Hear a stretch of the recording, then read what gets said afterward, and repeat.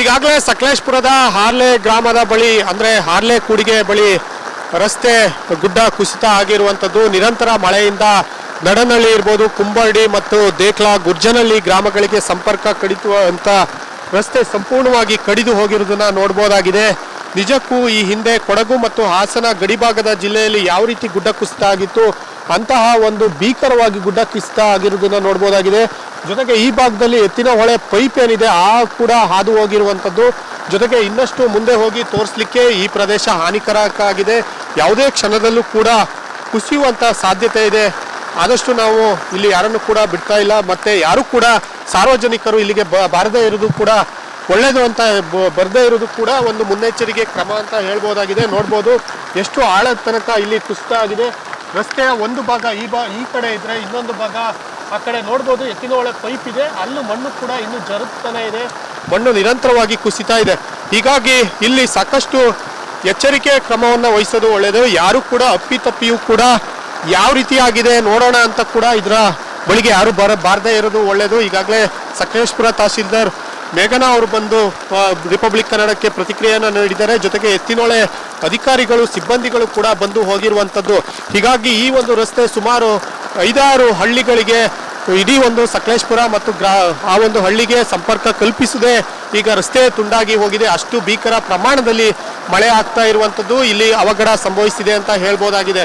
ಜೊತೆಗೆ ಯಾವುದೇ ಒಂದು ಪ್ರಾಣಹಾನಿ ಆಗದೇ ಇರೋದು ಅದೃಷ್ಟವಶಾತ್ ಒಂದು ಪುಣ್ಯ ಅಂತಲೇ ಹೇಳ್ಬೋದಾಗಿದೆ. ಒಂದು ವೇಳೆ ಇದೇನಾದರೂ ಬೆಳಗಿನ ಜಾವ ಅಂದರೆ ಮಕ್ಕಳು ಶಾಲೆಗೆ ಹೋಗುವಂತಹ, ಇಲ್ಲಿ ಜನ ಕೆಲಸಕ್ಕೆ ಹೋಗುವಂಥ ಸಂದರ್ಭದಲ್ಲಿ ಈ ಒಂದು ದುರ್ಘಟನೆ ಸಂಭವಿಸಿದ್ರೆ ಸಾಕಷ್ಟು ಪ್ರಾಣಹಾನಿ ಕೂಡ ಆಗ್ತಿತ್ತು ಅಂತ ಹೇಳ್ಬೋದಾಗಿದೆ. ಕ್ಯಾಮ್ರಾ ಪರ್ಸನ್ ಕಾರ್ತಿಕ್ ಜೊತೆ ಖುಷ್ವಂತ್, ರಿಪಬ್ಲಿಕ್ ಕನ್ನಡ, ಹಾಸನ.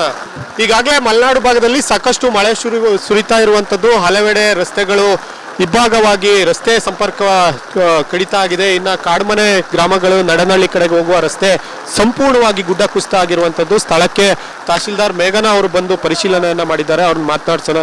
ಮೇಡಮ್ ಹೇಳಿ, ಈ ಬಾರಿ ಸಾಕಷ್ಟು ಮಳೆ ಇರುವಂಥದ್ದು ಸಕಲೇಶಪುರ ಭಾಗದಲ್ಲಿ. ತಾವು ಕೂಡ ಅವತ್ತಿಂದ ನೆಮ್ಮದಿ ಕೇಂದ್ರ ಜನಗಳನ್ನು ಕಳಿಸಿದ್ದೀರಾ, ಓಡಾಡ್ತಾ ಇದ್ದೀರಾ. ಇಲ್ಲಿನ ಪರಿಸ್ಥಿತಿ ಹೇಗಿದೆ ಮೇಡಮ್? ಇನ್ನು ಎಷ್ಟು ಕಡೆ ತಮ್ಮ ಮಾಹಿತಿ ಪ್ರಕಾರ ಏನಾಯ್ನ ಆಗ್ತಾ ಇದೆ?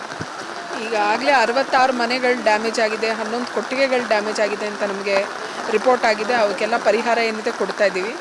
ಫ್ಲಡ್ಡಿಂಗ್ ಎಲ್ಲೆಲ್ಲ ಆಗ್ಬೋದು ಅಂತ ನಮಗೆ ಈಗ ಬಂದಿದೆ ಮಾಹಿತಿ. ಅಲ್ಲೆಲ್ಲ ಜನ ಯಾರ್ಯಾರಿದ್ದಾರೆ ಅವ್ರನ್ನೆಲ್ಲ ಇವ್ಯಾಕ್ಯುಯೇಟ್ ಮಾಡಿ ಬೇರೆ ಕಡೆ ಯಾವ್ದು ಸೇಫ್ ಪ್ಲೇಸಸ್ ಇದೆ ಅಲ್ಲಿಗೆ ಸ್ಥಳಾಂತರ ಮಾಡ್ತಾ ಇದ್ದೀವಿ.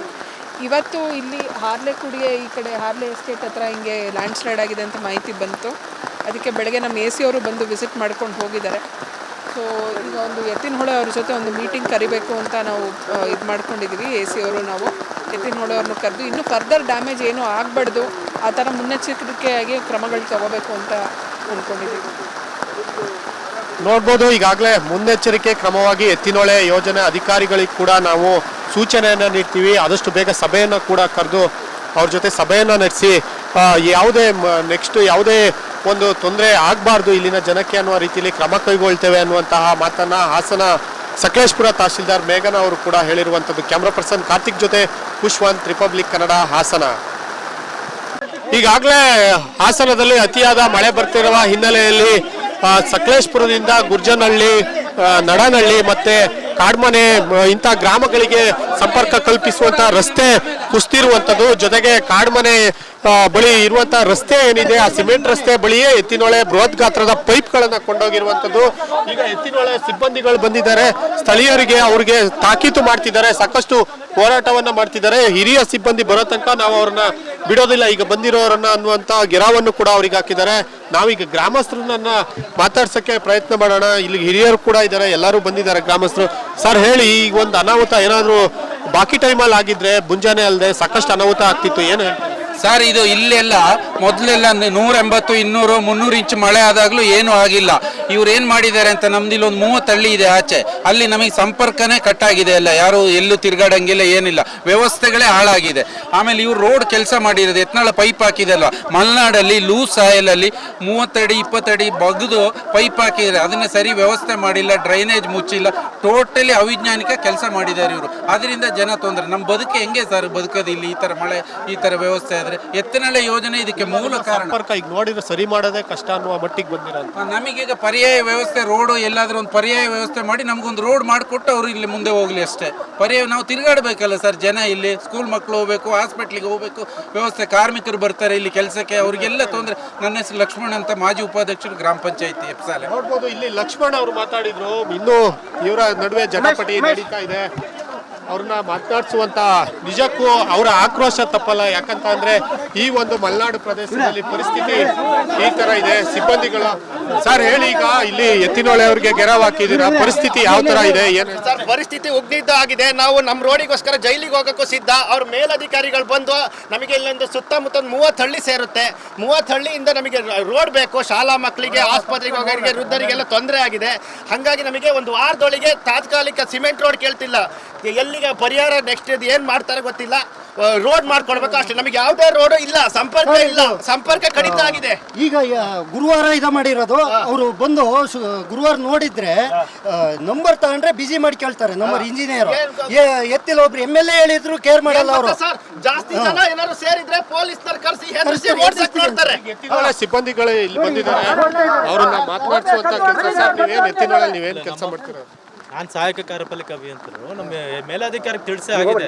ಫೋನೇ ಎತ್ತಲ್ವಂತಲ್ಲ, ಏನು ಆ ಥರ ಏನು ಫೋನ್ ಎತ್ತಿಲ್ಲ ಅಂತಿಲ್ಲ. ನಾನು ಫೋನ್ ಮಾಡಿದ್ದೀನಿ. ಗ್ರಾಮಸ್ಥರೇ ಇನ್ನಿಬ್ರು ಜನ ಅಲ್ಲ, ನೀವೊಬ್ರು ಅಲ್ಲ, ಎಲ್ಲಾರ್ದು ನಾನು ಎತ್ತಿದ್ದೀನಿ. ಆ ಗ್ರಾಮಸ್ಥರೇ. ನಾನು ಶಶಿಕುಮಾರ್ ಅಂತ ಹೇಳಿ ಸಹಾಯಕ ಕಾರ್ಯ ಅಭಿಯಂತರು. ನಾನು ಮೊನ್ನೆ ಬಂದಿದ್ದಾಗ ಅಸಿಸ್ಟೆಂಟ್ ಎಕ್ಸಿಕ್ಯೂಟಿವ್ ಇಂಜಿನಿಯರ್ ಮೊನ್ನೆ ಬಂದಾಗ ಇವ್ರು ಫೋನ್ ಮಾಡಿದ್ರು, ಎತ್ತಿದ್ದೀನಿ. ಎಲ್ಲರೂ ಫೋನ್ ಮಾಡಿದ್ರು, ವಿಸಿಟ್ ಮಾಡಿದ್ದಾರೆ. ನಮ್ಮ ಡಬಲಿನೂ ಬಂದಿದ್ದಾರೆ. ಸ್ಪಾಟ್ ವಿಸಿಟ್ ನಮ್ಮ ಎಕ್ಸಿಕ್ಯೂಟಿವ್ ಇಂಜಿನಿಯರ್ ಮಾಡ್ಕೊಂಡು ಹೋಗಿದ್ದಾರೆ. ಈಗ ಮತ್ತೊಮ್ಮೆ ಬರ್ತಾರೆ. ಈಗ ಎತ್ತಿನಹೊಳೆ ಯೋಜನೆ ಸಾಕಷ್ಟು ಬೃಹತ್ ಯೋಜನೆ ಇದೆ. ಆಯ್ತು, ಯಾರು ಮಾತಾಡ್ತಾರೆ? ನಮ್ಮ ಎಕ್ಸಿಕ್ಯೂಟಿವ್ ಇಂಜಿನಿಯರ್. ಸರಿ ಸರ್, ಈಗ ನೀವು ಇದ್ದೀರಾ, ನೀವು ಏನು ಅವ್ರ ಗಮನಕ್ಕೆ ಏನ್ ತರ್ತೀರಿ? ನಿಮ್ಮ ಮೇಲೆ ಈ ನಿಮ್ಮ ಯೋಜನೆಯಿಂದ ಇಷ್ಟೊಂದು ಇಲ್ಲಿ ತೊಂದರೆ ಆಗಿರುವಂತದ್ದು ನೋಡ್ತಿದ್ದೀರಾ, ಮಳೆ ಜೋರು ಬೀಳ್ತಿದೆ. ಅಟ್ಲೀಸ್ಟ್ ನಿಮ್ಮಿಂದ ಒಂದು ಒಳ್ಳೆ ಮಾಹಿತಿ, ಕರೆಕ್ಟಾದ ಮಾಹಿತಿ ನಿಮ್ಮ ಹಿರಿಯ ಅಧಿಕಾರಿಗಳಿಗೆ ಕೊಡ್ತೀರಾ? ಇಲ್ಲ, ಈಗ ಆಲ್ರೆಡಿ ಕೊಟ್ಟಾಗಿದೆ. ನಮ್ಮ ಮೇಲಾಧಿಕಾರಿ ತಿಳಿಸಿದ್ದೀವಿ, ನಮ್ಮ ಎತ್ತಿನಹೊಳೆ ಪೈಪ್ಲೈನ್ ಹತ್ರ ಈ ಥರ ಆಗಿದೆ ಅಂತ ಹೇಳಿ. ಅವರು ಅದಕ್ಕೆ ಬಂದು ವಿಸಿಟ್ ಮಾಡ್ಕೊಂಡು ಹೋಗಿದ್ದಾರೆ. ಮತ್ತೊಮ್ಮೆ ಬರ್ತಾರೆ. ಅವ್ರು ಏನು ಕ್ರಮ ತಗೋಬೇಕು ಅಂತ ಹೇಳ್ತಾರೆ. ಎಕ್ಸಿಕ್ಯೂಟಿವ್ ಇಂಜಿನಿಯರ್ ಬರ್ತಾರೆ ಇಲ್ಲಿಗೆ.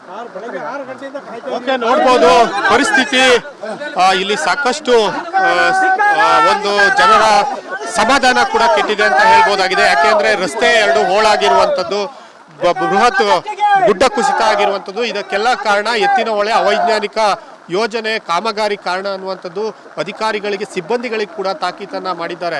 ಆದಷ್ಟು ಬೇಗ ಇವರಿಗೆ ಪರಿಹಾರ ಸಿಗ್ಲಿ, ಅಥವಾ ಈ ಒಂದು ರಸ್ತೆಗೆ ಪರ್ಯಾಯವಾಗಿ ನಮ್ಗೇನಾದ್ರೂ ಮಾಡಿ ಅನ್ನುವಂಥ ಅಳಲನ್ನ ಇಲ್ಲಿ ಗ್ರಾಮಸ್ಥರು ಕೇಳ್ಕೊಳ್ತಾ ಇರೋದು. ಕ್ಯಾಮ್ರಾ ಪರ್ಸನ್ ಕಾರ್ತಿಕ್ ಜೊತೆ ಕುಶ್ವಂತ್, ರಿಪಬ್ಲಿಕ್ ಕನ್ನಡ, ಹಾಸನ.